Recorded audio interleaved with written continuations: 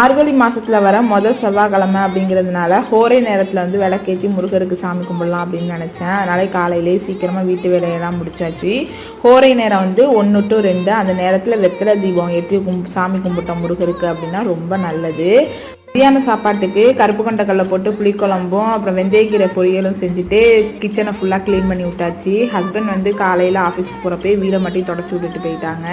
ஆனால் வீட்டு வேலையெல்லாம் முடிச்சுட்டு குளிச்சுட்டு வெத்தலை பூவெல்லாம் வாங்கிட்டு வந்து எல்லாம் ரெடி பண்ணி வச்சுருந்தேன் வெத்தலை தீபம் ஏற்றுறதுக்கு. கரெக்டாக அந்த ஹோரை நேரம் 1 to 2 அந்த டைமில் விளக்கேற்றி நல்லபடியாக சாமி கும்பிட்டாச்சு.